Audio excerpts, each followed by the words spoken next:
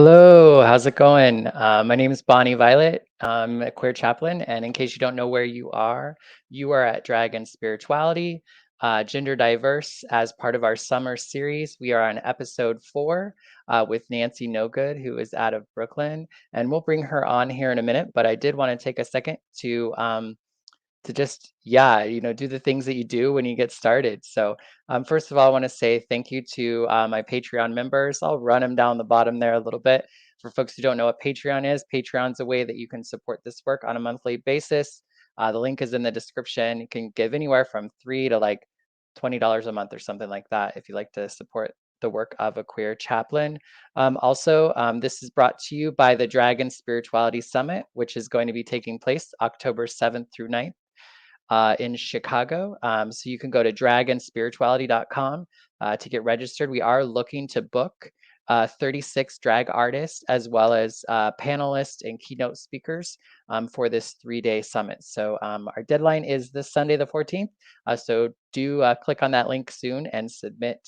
We would love to have you be a part of the show and the summit. All right. I'm going to go ahead and not keep us in suspense too much longer. I'm gonna go ahead and bring to the stage um Nancy Nogood. Hey Oh my love. gosh, hello. Hello, how are you?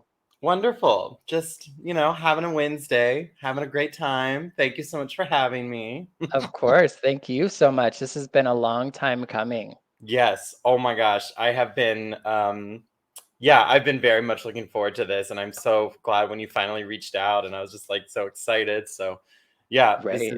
I'm very excited to dish. Yes, yes, me too. So excited to have you. I am not good at foreplay, so I always like to just get right in there. Oh, please dive right in. Right? So I usually like to hear a little bit about like what was life like for, I guess little Nancy or, what hmm was life like as a little one and what was spirituality like for you growing up? Oh my goodness. It's almost like what was life growing up? What would have life been growing up without spirituality? It was such an Mm, integral part of my life growing up. I grew up in a very small, conservative um, community of Southern Catholics, and so it was very much, I grew up in South Carolina, and 3% of the population is Catholic. So for us, being in a community was just made it that much more important, and being around other people, like-minded people, made it that much more important. So I went to Catholic school my entire life, and I was surrounded by Catholic families, and we saw each other at church, and et cetera, et cetera. And it was such an important part of growing up. And for me, because of that, I was like, this is what I'm supposed to be doing. So from as young as 8 years old, I was like, I'm going to go be a priest in the Catholic Church. And I was studying doctrine, and I mean, from such a young age, I wanted to know as much as I possibly could. And mhm, that was all fine and dandy. And then I started to come out, and I started to realize that I was gay, and all of those things. And kind of as that ball started rolling in that direction, obviously how that clashed with my Catholic identity and what that meant for me, mhm. just carved its own path, and that carved its own story. And so that was my upbringing, and it's kind of led me to where I am now today. Yeah. And at what age were you kind of realizing your sexuality and like what age did that start to kind of conflict for you with your spirituality? Totally. So I would say, I mean, like, as soon as I started to realize it, right? As soon, because I mean, one thing that I knew, and I know, at least for Catholicism, homosexuality is like, that isn't like, sexuality is in the bedrock of the church's teaching. And so to have this like inkling of an idea, of a realization, I mean, almost immediately I was like, oh, this isn't good. Like, I Mhm. and I think it took me a while to um I mean, as young as like 11, I think that's when I had my first memory of like, oh, right. And so almost immediately I was starting to realize, oh, there's something here, and Mhm. this isn't, these don't connect. And it wasn't until it kept moving on and on as I realized what that would lead to. Mhm. And yeah, I mean, I guess did how did you kind of like deal with that as you got a little bit older, but you were still like say young in high school and you sounds like you were surrounded and like just engulfed in Catholicism and people who practice that. How did you Hmm. like I don't know, cope with that or go through that?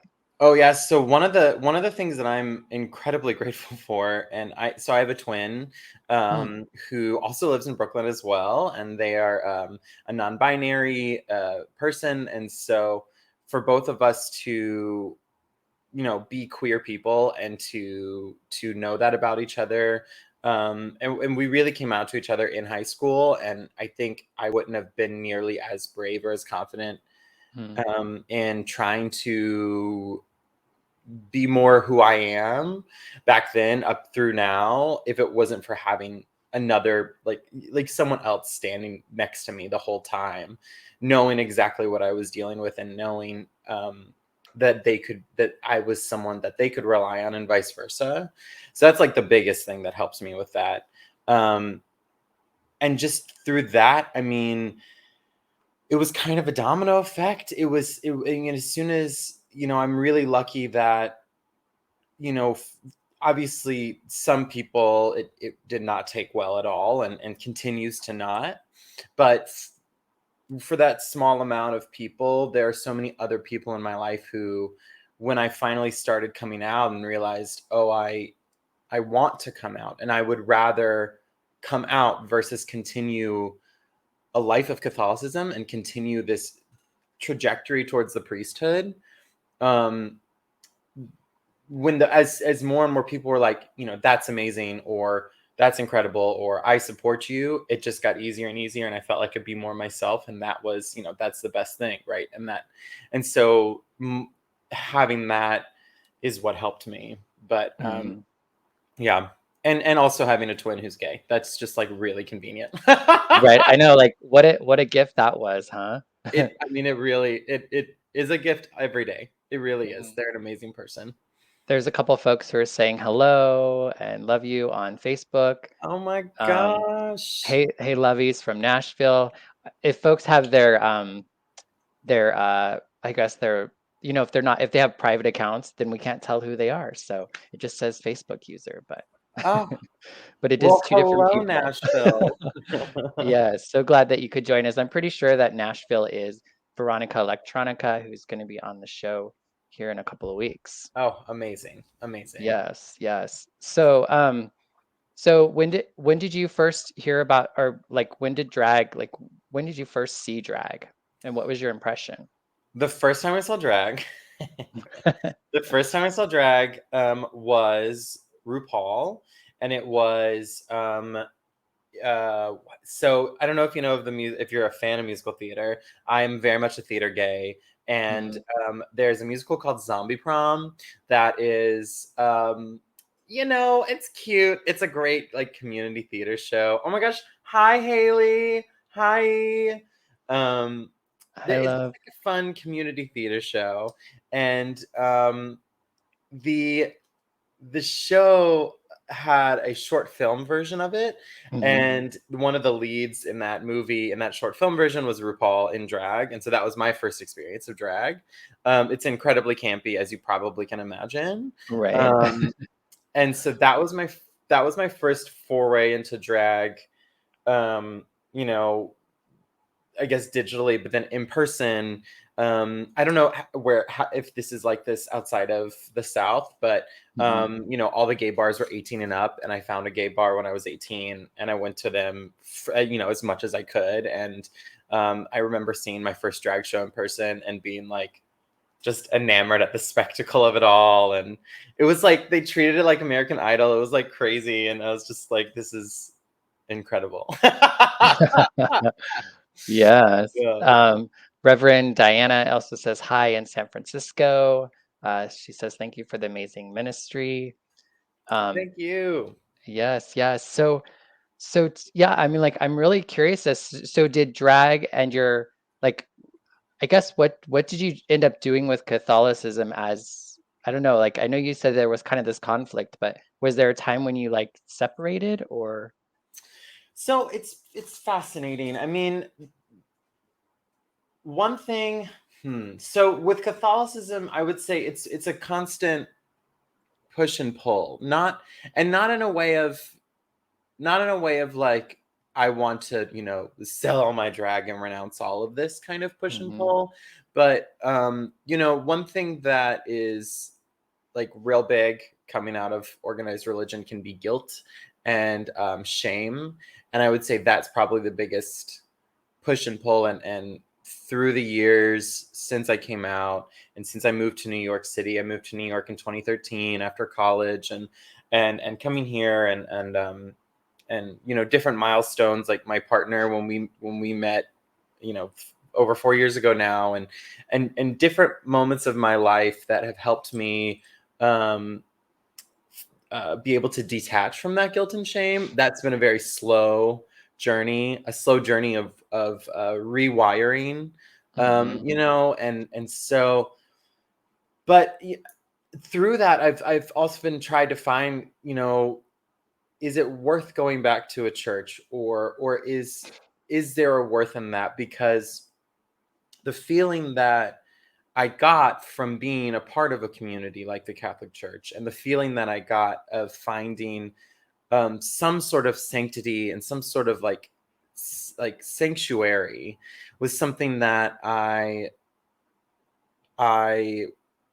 I loved. It was like one of my favorite parts of it all, right? And finding mhm, that sense of being seen and being accepted and loved, and that was like something that I wish I could have found elsewhere. And so mhm, I would say since then it's been like, okay, where can I find that? And so I think that's the greater journey that I'm experiencing now, is how can I find that sense of spirituality again? mhm, And where can I find that? And what does that look like? And there's, and that's fun. I mean, I've always loved learning about religions. I think that's one thing that's, very, I think that's a very, I feel like that's a very like gay child thing, is like I mm, loved learning about religions and like different religions growing up. Personally, I love like cults, which, mm, like totally isn't what I want to find myself in, but right, it's a lovely topic to learn about and study. mm, So I've always been very interested in what moves a community of people and what mm, brings a community of people together. yeah, And there are parts of the Catholic Church that I still very much admire, and there are a lot of things that I learned that I'm glad I learned, and I guess pillars of certain pillars, moral pillars that I respect from the Catholic Church.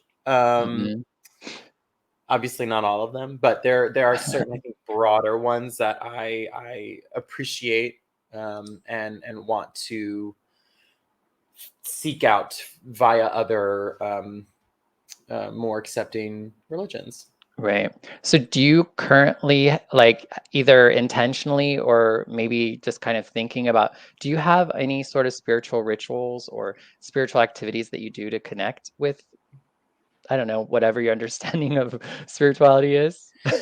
Right. I would say I'm still figuring out what that looks like in a more organized fashion. From that, I love tarot reading. Mhm, I think one of my favorite things about Catholicism was prayer, and I think I don't necessarily want to. I'll say this: Catholics love props. Catholics love props, be it rosaries, be it scapulars. There's plenty of like different little fun items that mhm, Catholics enjoy, and I think from that I have really grown to love other things to appreciate. Like I have um, candles that I really love, different tarot cards and like tarot readings that I really enjoy, and finding connection through spirituality from there. Yes, props. Sorry, we had just a Facebook yes. user. Um, and then what was I gonna say? Props. Oh, and then my partner, he loves crystals and rocks, and I love finding the meanings and values behind those, and how I can just find a connection through those. I would say that Mhm. that's kind of where I'm at currently, and it's what's working for now. And I think that's one thing that I love about it is keeping the journey personal, and Mhm. that's where I find the most peace is keeping it personal for me. So Right. What so it sounds like you have a partner, and it sounds like there might be some, I guess, shared spiritual connection. Is that? yeah, yeah, definitely. I would say it's nothing too formalized, but Mhm. yeah, definitely we definitely have a shared connection for spirituality and finding meaning behind that and towards that and Mhm. looking towards that.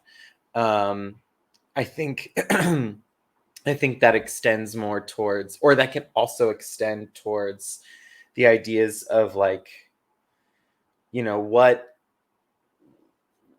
is like it's very like we also watched Everything Everywhere All at Once Oh, earlier I this year. love that. It's like So good. one of the best movies of all time, Mhm. IMHO. But one of the things that I got from that movie when I saw it was like how tiny we are, and even if you don't believe in a multiverse, just how tiny we are in the universe grand scheme of things, and what is there meaning behind that? What is the meaning behind that? And what is beyond this? And what is around us? And thinking about that in that broader sense, Mhm. and finding, looking for, is there connection? Uh, Do we have a connection in all of that? And finding some sort of stillness in that, I think, Mm. is what I'm thinking of, and finding in that presence, and that's been really helpful. And I Mhm. think, you know, we he and I used to have a lot of arguments about like multiverse theory, and then I saw that movie, and then I was like starting to understand more what he was thinking of, like everything is so big, everything is so expansive, um you know, it's all we can do to just lead with love and be loving people, and Mhm. and being loving people to those around us is like at the least what we can do. Mhm. And I would say that's kind of one of the biggest spiritual takeaways that we share. So Yeah, that yeah. sounds fantastic. I think there's so much like trauma and so much like negative experiences that queer folks have had. So Yes, I think it's great when you can find anyone who's willing to kind of like, be willing just to even broach the subject with you, you know? absolutely, absolutely. And about your drag, how has that intercepted with your relationship? I know oftentimes on the shows people talk about how drag might affect their relationships. Do you mind talking about that? Yeah, with my partner or with Hmm. like spirit. Yeah, I mean, when we started dating, I told him that I was a drag queen. And I mean, when I started doing drag in 2015, I remember going on dates, and it was like the complete opposite. Like there were guys that I would go on dates on. I was like, oh, I'm gonna tell him I'm a drag and it's fine. And I would say it, and then like that would be the last date. And then there would be Hmm. guys that I would go on dates with, and I'd be like, I'm so nervous to tell this person I'm doing drag. And then they would be like, oh, tell me everything. That's so interesting. And when I started dating my partner now, Dylan, when we started dating, yeah, I told him I did drag, and that was actually our second date. Was he came to one of my shows, so he was very interested, and he was like interested in what I did and what it was, and I think that was exciting, and I'm glad he loves it, and he's Hmm. incredibly supportive. And he of our third roommate, I'll say, you know, it's us two and Nancy kind of thing. So Oh, uh-huh. he's very grateful that I let Nancy have her own closet. So, or he's very supportive of that. Gotcha. So, yeah, it's great. Yeah, the three of you get along just fine. Just fine. That's awesome. This series it's titled Gender Diverse. So I would love to hear a little bit about what comes to mind when you talk about gender, whether that's related to your drag or just your, I guess, your day to day. Oh my gosh. Haley loves Dylan too. Oh, yes, Haley. Haley, hi Haley. She's a friend of mine from Detroit who's also a drag queen who Awesome. we I can talk more about this later, but I wrote a show, a kind of originally a one woman show that's turned into like two women show with small ensemble drag musical about growing up religious and finding Oh, community. And but anyway, I'll do that later. But okay. drag and gender. So I identify as gender fluid, and it's because I was it's because I started doing drag that helped me come to that realization. When I started doing drag, before I started doing drag, I was like, I I love uh who I am as a person, but I don't necessarily identify as cisgender, and I don't know what it is past that, because it's not that I am like I want to completely reject my gender identity, but I don't think I want to necessarily um uh see myself as only this. And I Right. feel like there was something else there. And I think that also stems from growing up, religious and southern, and what does that look like, an example of like what are you allowed to present as your person, like the idea of like gender as a presentation, and what does that masculinity look like, that presentation of masculinity. And when I did gender, like my drag is very feminine, and that's what I love about my drag is the femininity of it all, Hmm. and really creating this like very outrageously feminine woman, and throwing that against the wall. And I think when I did that, I was realizing, oh, like this is I found an identity that was deeper than just the performance of it all. Mm. And I found an identity that was deeper than what I like brought to gigs and stuff. And that was exciting. It felt like something had clicked. And I Mm. I think I was talking to a friend of mine, a trans woman. This is an incredible woman, and I was talking to her about it. And we were talking about how it's when you have that click, that moment, and you're like, oh, this is my gender identity. And you're like, oh, why did I, like, you can't unclick, you can't like unthink of that. Hmm. And when I realized, oh, I'm gender fluid, I find excitement in masculinity, and I find excitement in an identity in femininity. And I don't like to sit in the middle of that. I like to move on either end. And I love to, I, I out of drag, I use he or she pronouns. And I guess they is fine, but I feel like I don't find myself attached to they, because I really love being in like he or she land. Hmm. Um, and I like finding that kind of solid footing for me personally, right? Right. Um, and so yeah, I think that was what was exciting to me, is that drag provided for me, like so many trans and non-binary people, is drag provided me an opportunity to explore all of these questions I had about what my gender was, and helping me coming to terms with what my gender is, who I am.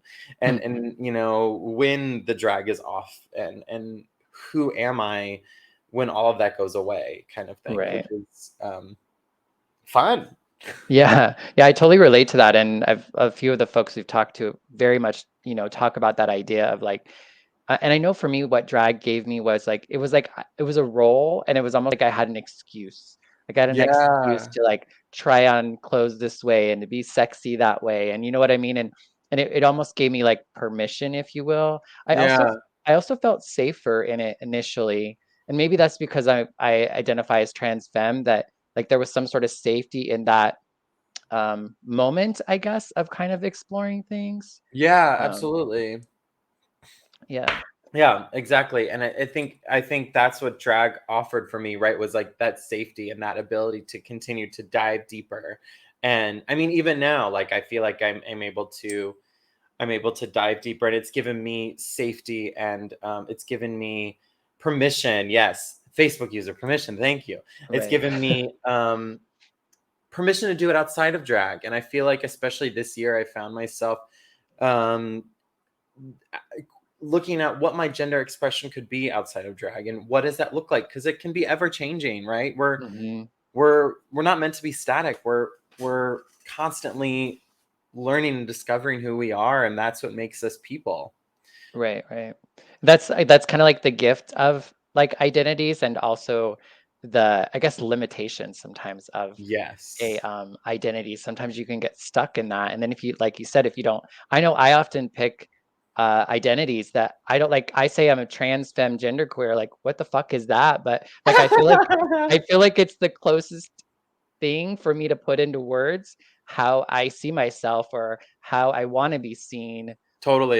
You know what I mean? Or how I want to like attempt to present even, you know what I mean? Like just Mhm.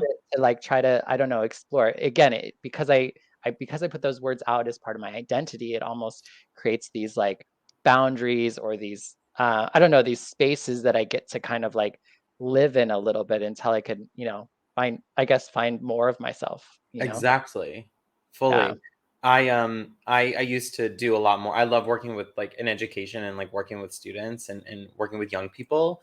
And I remember I worked with these high schoolers. I worked with this one particular group, and there were a couple of kids in that group, and they had like every single day I saw them. It was twice a week, and every single day a couple of them had like a different set of pronouns each time I saw Mhm. them. And every time I was like, yes, you give me a new identity tomorrow. Like I live for this. Like keep Mhm. trying, keep figuring it out, keep doing something different, because that's how we find confidence in who we are, by just like trying it out and seeing what makes us happiest, you know? Yeah, yeah. Yeah, Yeah. like liberate yourself, there's I think that's why people are so I think that's why people have such strong opinions or Mhm. responses to like drag artists and Yeah.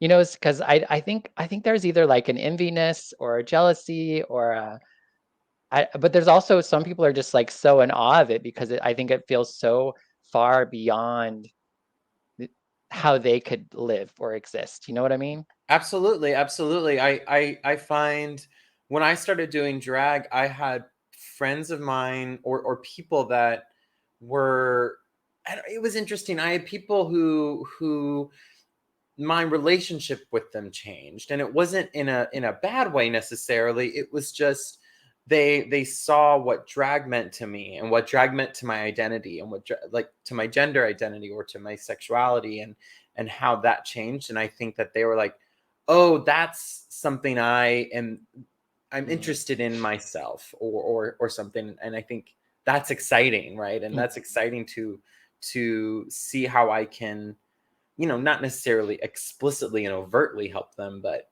how mhm. can what I do grant a visibility that is important to them? Yeah, yeah. What's something about drag that has surprised you, whether that's like how it's impacted you or how it's impacted other people? Um, I think one thing that surprised me about drag, which um, growing up, I didn't realize, was that drag makes me more approachable to some people. Mm, Some people not at all, right? It doesn't. And I would say that's less of an instance of what I find.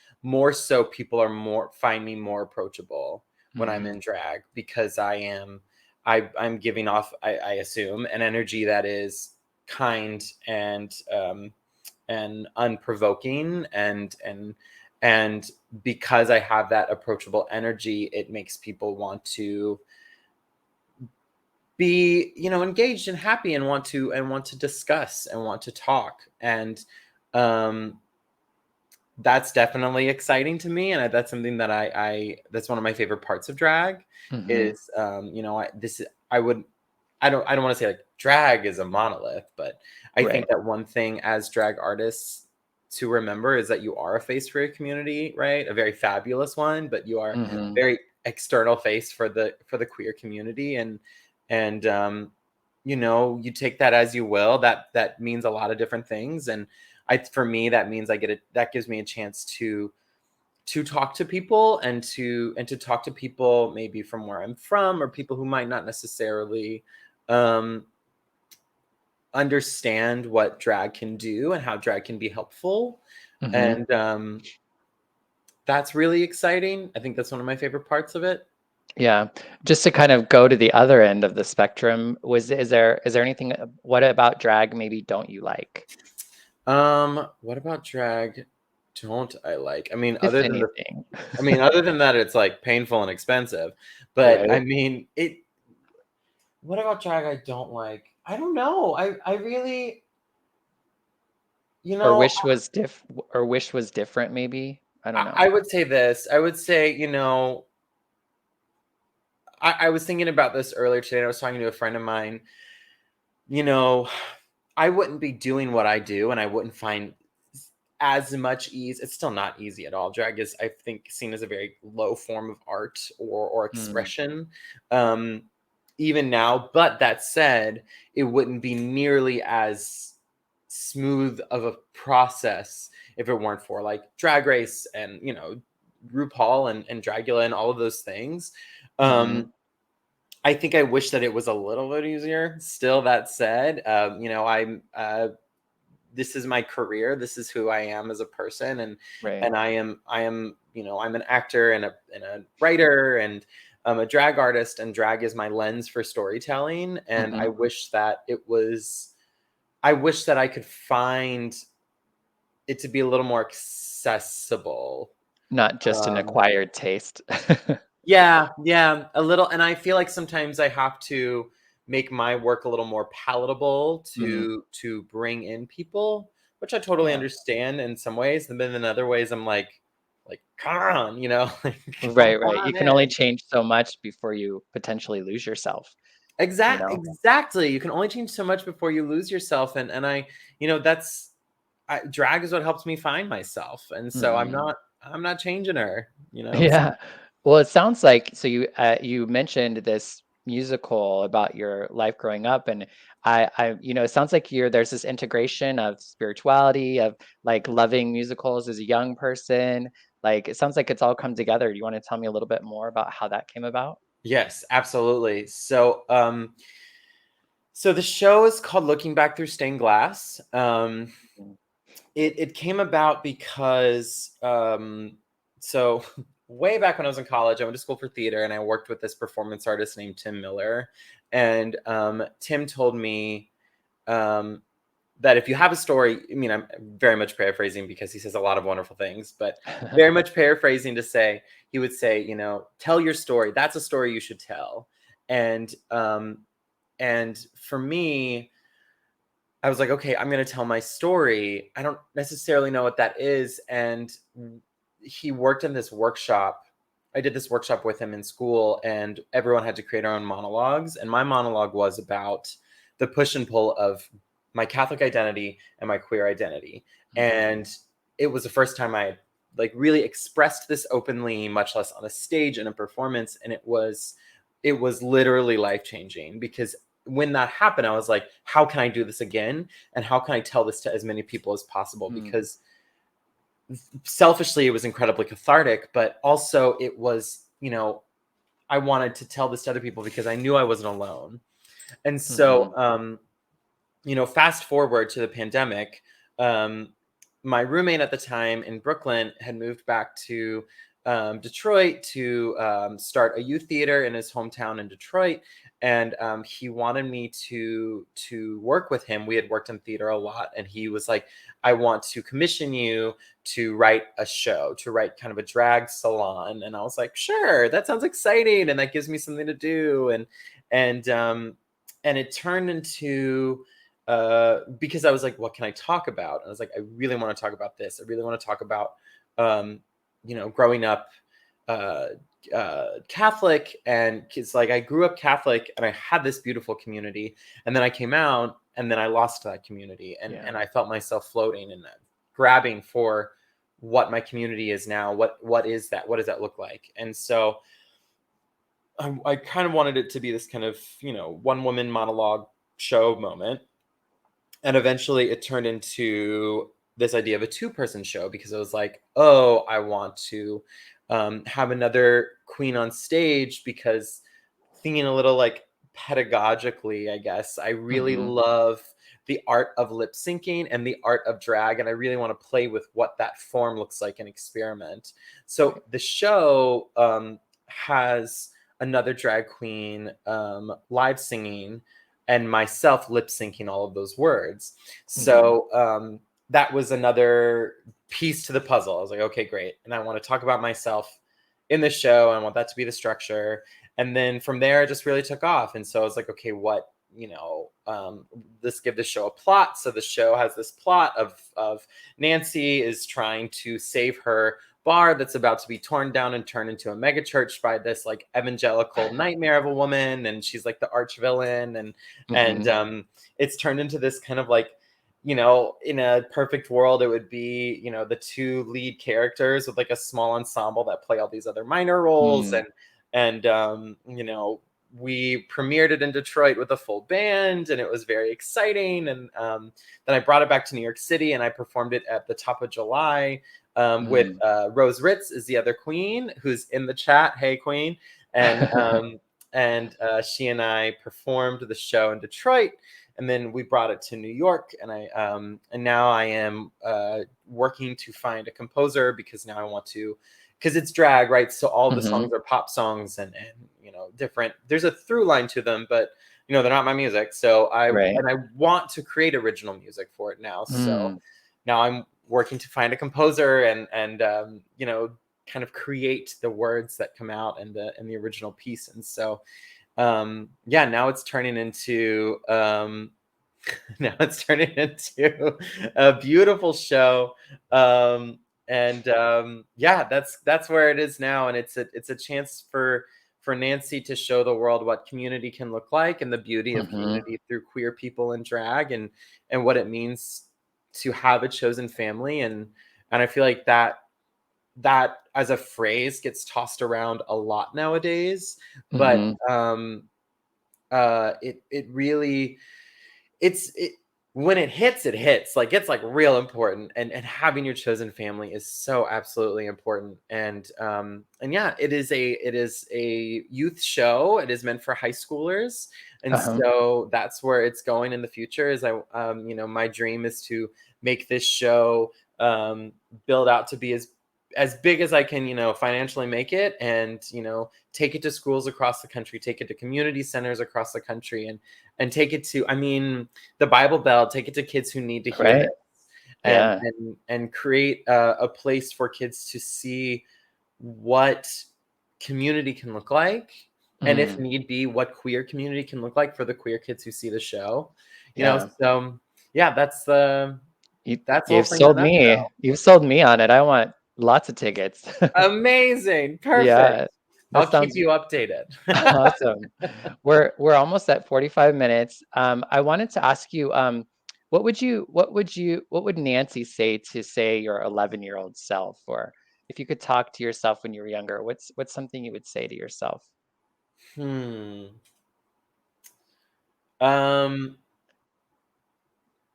don't be so hard on yourself, because if you continue to be like, don't be so hard on yourself about who you are, because it's all going to work itself out in the end. And Mhm. all that's doing is being unfair to you, Mm. and it won't work itself out as much as you would like it to. and Mm. and it's not the happy ending that you might be looking for 100%, but it is still going to be a wildly wonderful, happy life. Mm. So enjoy it and take some dance classes. Right. Awesome. It's like that is like one of those moments where I felt like I needed to be holding a picture of yourself, Literally. for you to be speaking to. I was like, I need one of those little graphics so it just comes up on my hand, right? I know, right? Oh my There God, is yes. there is somebody in the audience who says they will be calling you. All Maybe a right. maybe a composer, I don't know. I don't know if you do you know anyone with money? I love it. I love a executive producer, Right, there's someone with that a too. paycheck. It takes so much. So, I wanna make sure that you were able to express or share, whatever you'd like to share this evening. Is there anything else you would like to share that you haven't been able to speak about or would like to re-speak about? Um, I'll say, drag is a wonderful thing, and I feel like you need to hell yeah, it was Haley, hell yeah, it was. Drag is a wonderful thing, and spiritually speaking, drag is a beautiful thing. And I say, try to think of, if you can, try to think of your drag self as, someone who is looking out for you, because Mm, I think our drag selves are looking out for us. And that's what I like to think of it. And yeah, I think it's incredibly spiritual and beautiful. yeah, it's amazing. That's such an experience too. It kind of like pulls you out of yourself, huh? I know, it's Yeah. amazing. Or like an exorcism of some I don't know. Uh, I'm getting that's what crazy I there. that's what I told my parents. I said when I was a little kid, because I also have an affinity for horror movies, lifelong, always have. And I told my Mhm. parents I wanted to be a priest so I could be an exorcist. And they were like, let's try something else. But yeah, that was And look at you now, look where right? she is now. Totally, totally. Well, thank you so much. I'm so glad that we were able to, do this evening. I've had such a great conversation. I feel like we could talk for days. Oh, truly, please bring me back anytime. Let's All right. kiki. Yeah, yeah. No, I welcome to have you on again sometime, and maybe you can make it out to the Dragon Spirituality Oh, Summit. yes. The summit in Chicago. Yes. Oh my God. Yes, yes, yes, Yes. yes, yes. Thank you for reminding me, because I keep meaning to submit for it. So thank you so Yes, much. we'd love for you to join us, and for folks who are listening, we have about 4 more days till the 14th. We're looking to try to book all the drag artists and panelists and keynotes, so do try to get it in there. We recently did change the name to Dragon Spirituality Summit due to some trademark things, so, but, check it out. It's still gonna be the same great, event, taking place in the same great place with the same great people, so, please do check out the links in the description, which is dragonspirituality.com. I could put it up on the screen, but yeah, there we go. Woo! Woohoo.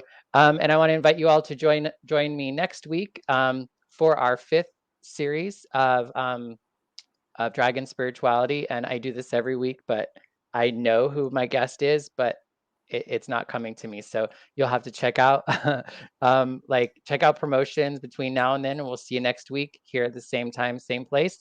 Or you can listen to us on podcasts, wherever you listen to podcasts at Drag and Spirituality. Thanks so much, everyone. Have a good night, Nancy, and ta-ta, Ta ta. ta-ta. Now I gotta push this button. There we go.